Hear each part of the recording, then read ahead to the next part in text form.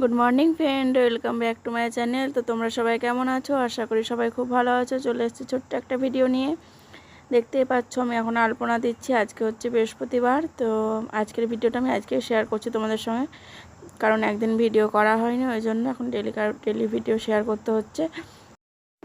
তো বন্ধুরা, আমি সেরকম ভালো আলপনা দিতে পারি না, তা যেটাই পারি সেটাই তোমাদের সঙ্গে শেয়ার করলাম। দেখো আমি এখন আলপনা দিয়ে নিচ্ছি। আর ঠাকুর ঘরে অনেক সকালে ঢুকেছি, আজকে 8:30-8:45টার মধ্যে ঠাকুর ঘর ঢুকে পড়েছি স্নান করে, কারণ মেয়ের স্কুল আছে তোমরা তো জানোই। তার জন্য ওকে স্কুলে পাঠাতে হবে, ভাত টিফিন এগুলো করে দিতে হবে। তার জন্য পুজো করে তাড়াতাড়ি বেরিয়ে আসবো, এসে ওর খাবার দাবার করে ওকে স্কুলে পাঠাতে হবে।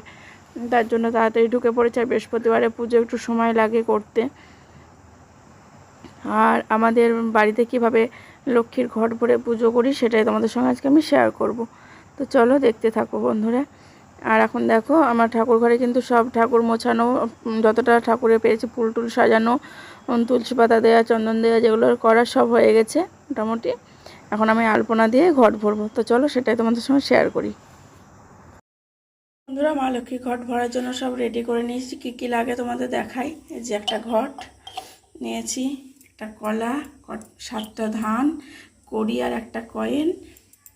আর আমের শাখা যেহেতু এখন পাওয়া যাচ্ছে না, সেরকম আমের শাখা ভাঙা হচ্ছে না, ওই জন্য এটা করবলি ফুলের শাখা, এটাতেও ভরা যায়। পেতলের আছে, আমরা পেতলের শাখা ব্যবহার করি না, করবলির শাখা। এই 7টা দূর্বা দেবো, আর এই যে একটা পান। তো চলো সবগুলো তখন 7টা করে সিঁদুরে ফোঁটা দেবো, দিয়ে বসাবো। জানি না তোমরা কে কীরকম করে দাও, আমাদের যেটা আমার শাশুড়ি মা করেছে সেটাই করি।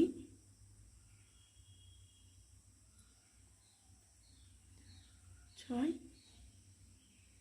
7টা 7টা হলো।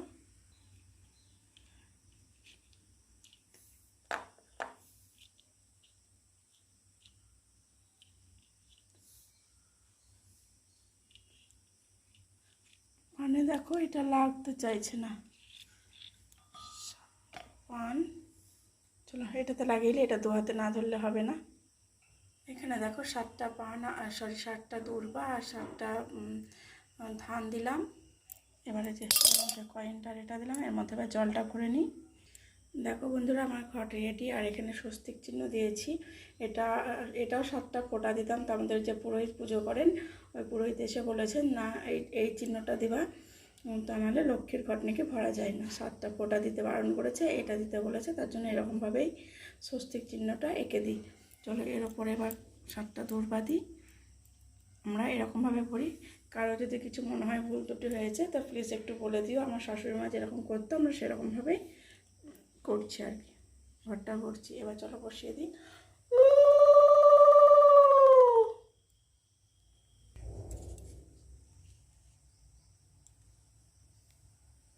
বন্ধুরা, আমার মা লক্ষ্মীর ঘরটা একদম বসিয়ে দিয়েছে, আর সুন্দর করে ফুল দিয়ে সাজিয়ে দিয়েছি।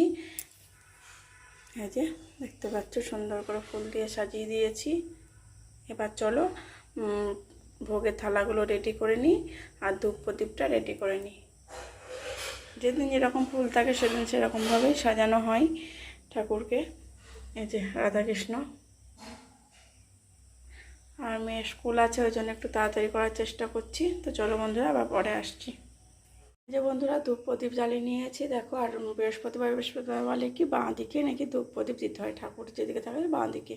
তার জন্য দেখো বাঁ দিকে দিয়েছি আমি ধূপ প্রদীপ জ্বালিয়ে নিয়েছি। আর এই যে প্রসাদের থালাগুলো রেডি করে নিয়েছি। তো চলো এবার একটা করে ফুল তুলসী পাতা দিয়ে ভোগগুলো নিবেদন করে দিই, আর ব্রত কথাটা পড়ে নিই।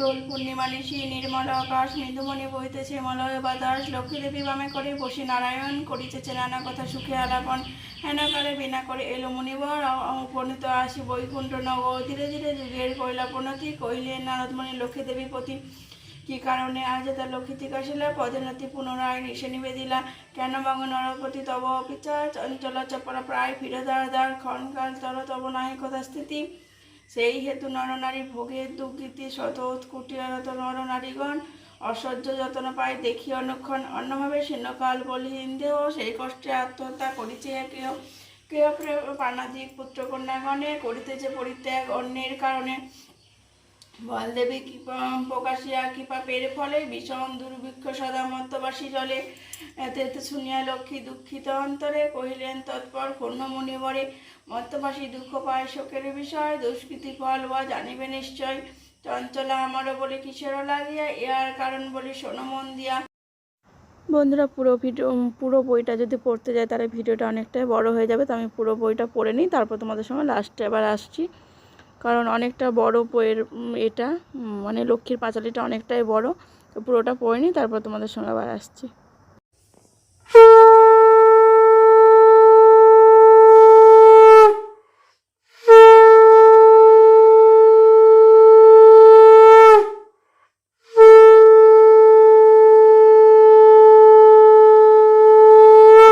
পুজো কমপ্লিট, এবার আমি সন্ধ্যাকার জন্য এগুলো সব রেডি করে রেখে দিলাম।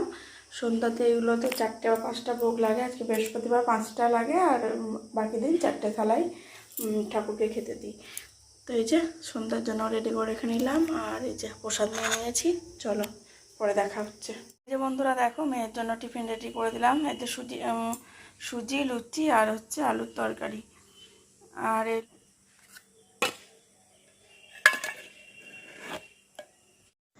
এই যে বন্ধুরা এতগুলো আম দেখতে পাচ্ছ, পাশের বাড়ির দিদিরা দিয়ে গেল, ওদের গ্রামের বাড়ি থেকে পাঠিয়েছে, তার জন্য ওরা আমাদের বাড়িতে আবার দিয়ে গেল। চলো বন্ধুরা আজকে রান্নাটা দেখিয়ে তোমাদের ভিডিওটা শেষ করছি। আজকে বেশি কিছু রান্না হয়নি, এই যে আলু সেদ্ধ, পটল ভাজা, আর একটুখানি ছানার তরকারি হয়েছে, ছানা আলু দিয়ে তরকারি হয়েছে, আর একটুখানি লাউয়ের তরকারি হয়েছে, কারণ আজকে কেউ খাওয়ার নেই, আমরাই দুজন, আমার মেয়েও তো খেয়ে স্কুলে চলে গেছে, আর কেউ খাওয়ার নেই। এই যে দেখতে পাচ্ছ একটুখানি লাউয়ের তরকারি ছোলা ভেজা দিয়ে। তো চলো আজকে ভিডিওটা আমি এখানে শেষ করলাম, দেখা হচ্ছে নেক্সট ব্লগে। সবাই ভালো থেকো, সুস্থ থেকো, টাটা।